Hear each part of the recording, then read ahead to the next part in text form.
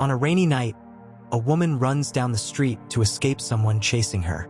She tries to make a call from a payphone, but nobody picks up. She quickly goes into a public bathroom to hide. When the stranger comes in, she finds a way to get out of the bathroom. She goes to her car, but it is locked. She breaks the window with a rock and gets inside the car. The car is hooked to the pursuer's car, so she can't drive away. The woman gets out of the car and runs to the road, where a man hits her. Some other people arrive to help. The woman is not awake and is not responding, so they call 911. Later, she wakes up in a hospital bed. She is remembering moments about her husband and their wedding day. The memories suddenly change to the night when she was hit by a car. A man walks into the hospital and introduces himself to a nurse as Russell Williams. Russell is looking for his wife, Jennifer. The nurse tells him that Jennifer is in surgery and he can't go in. Russell goes in anyway and sees Jennifer being helped. While Russell waits, he stops the nurse and asks if Jennifer remembers anything. The nurse tells him that Jen has serious bleeding in her brain and she might not remember anything. Russell falls asleep in the waiting room.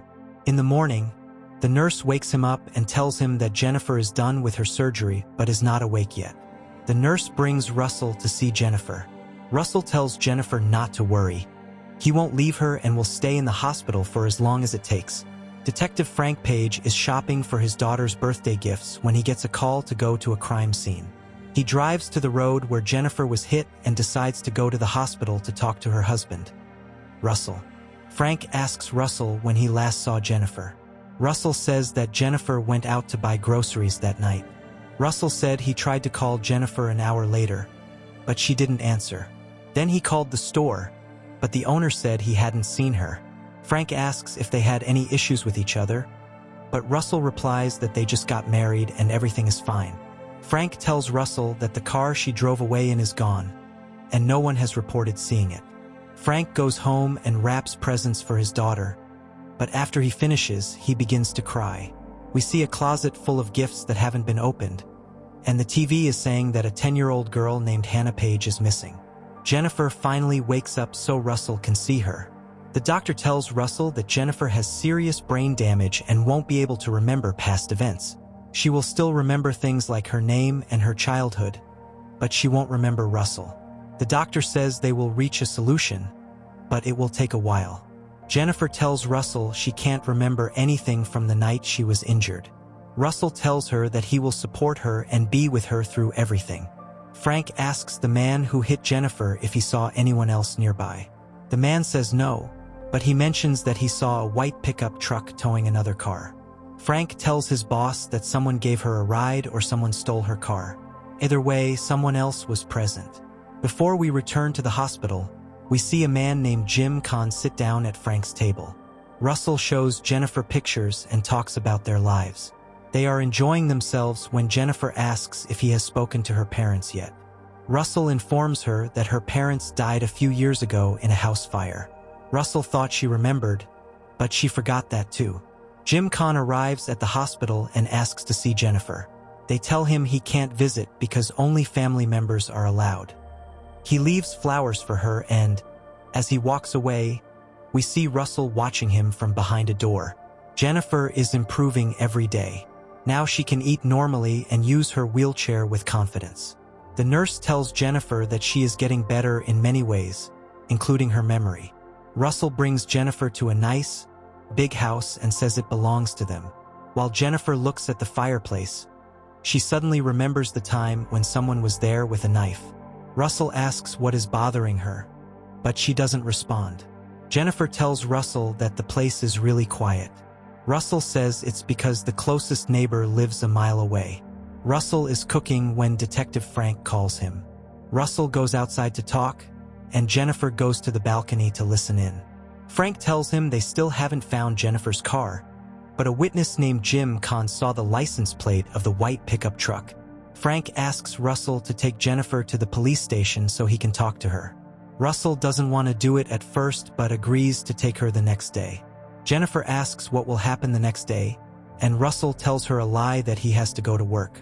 Jennifer asks if it is all right for her to take time off from work, But Russell reminds her that she quit her job before the wedding because they wanted to start a family. Jennifer then realizes she doesn't have a job or family anymore, so she asks Russell about her friends. Russell says they don't see each other as often as they did before, but they were asking about her while she was in the hospital. Russell reaches for Jennifer's hand. She takes his hand, but she looks uneasy. Jennifer asks Russell if they were happy when they were together. Russell tells her that they are still together. Jim Kahn arrives home just as Russell shows up in the mirror of the car.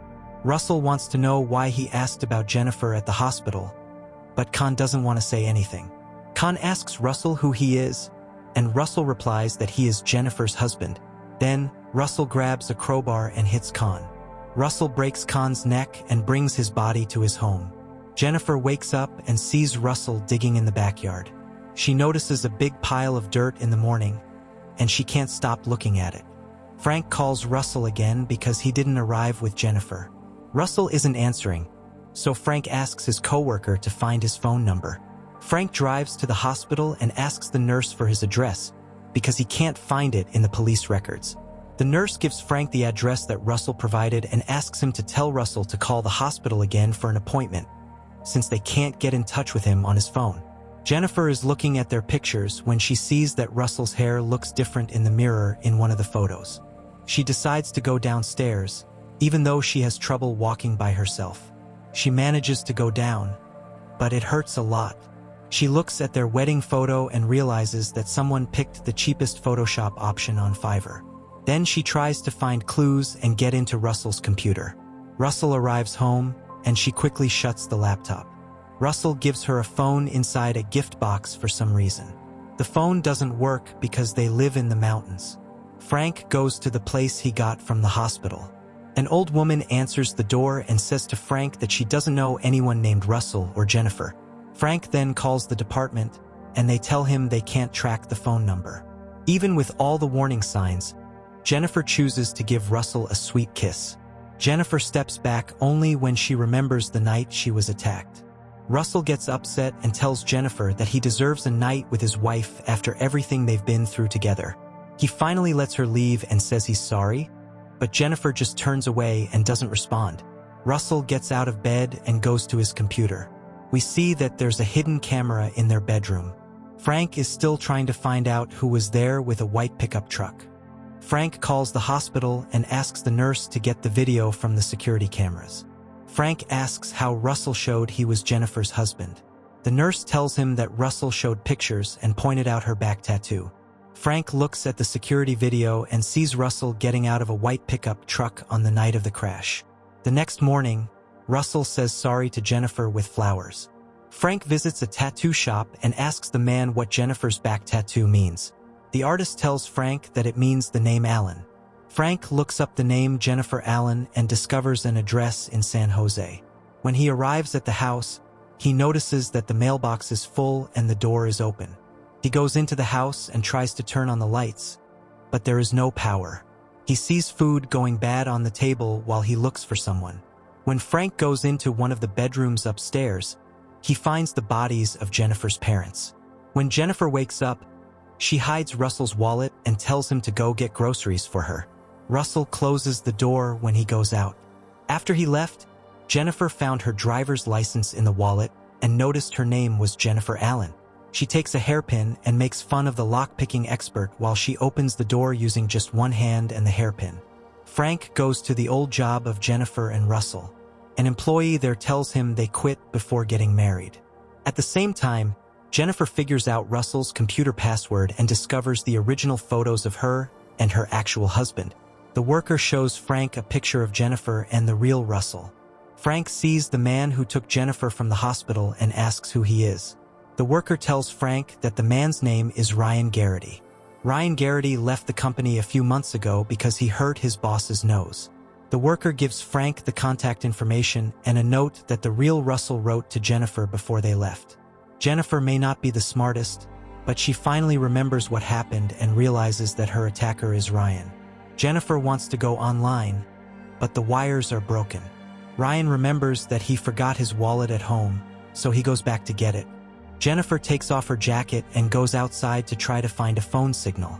She removes the back of her phone and discovers that the battery is damaged. We find out that Ryan isn't very good at hiding things when Jennifer goes to the garden and finds a hand sticking out of the ground. Ryan then hits her on the head with a rock and takes her upstairs. Jennifer wakes up and is still confused about what's going on. She asks Ryan about the internet on her phone. I think she may have lost a chromosome on her way to the hospital. Ryan gives her some medicine, and she takes it without much trouble. Jennifer wants to know who Ryan is and what he did to her husband. Ryan ties her to the bed and goes away. While Ryan is shopping for tools, he runs into the nurse. The nurse tells Ryan about the detective, and Ryan quickly drives away. Jennifer wakes up and removes the chains. She uses a hairpin to fight her biggest challenge, the stairs. She takes control and goes to the kitchen to wrap her leg with duct tape. She discovers her old phone in her car in the garage. The phone is still working and has battery after a few weeks. Ryan goes into the garage and Jennifer hides at the back. Ryan opens the trunk and we see Russell's real body inside.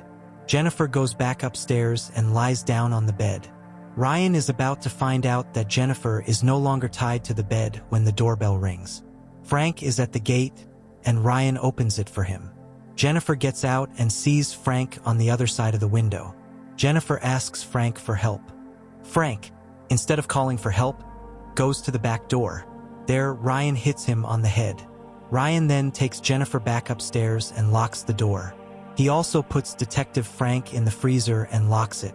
Jennifer goes outside to find phone service, but forgets she's in danger and starts watching videos on her phone.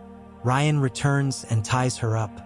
Jennifer tells Ryan that she wants to stay alive, and Ryan begins to share the story of how they first met. Ryan had been following Jennifer for a long time and became very fixated on her. He tells her that he killed her parents and husband. Ryan intended to harm Jennifer too, but she forgot everything, and he saw this as an opportunity. Ryan goes out of the room, and Frank wakes up in the freezer. Ryan brings Frank's car into the garage. Ryan returns to Jen. Jen acts like she understands Ryan and asks him to get her a drink. Jennifer picks up a lighter from the ground and uses it to burn the rope. When Ryan returns, she is not in her bed. She strikes Ryan from behind with a vase, grabs his keys, and locks him in the room. Jennifer tries to go down the stairs, but she falls while Ryan tries to break down the door. Ryan finally breaks the door, and Frank is able to get out of the freezer too. Even though Jennifer took Ryan's keys, she chooses to walk instead of driving because she wants to live in a way that doesn't harm the environment. While she searches for a phone signal in the woods, Ryan runs after her. Frank is in the forest too. Jen decides to be clever like in Scooby-Doo and throws a rock to distract Ryan. She hits him on the back with a branch, but Ryan quickly pushes her to the ground.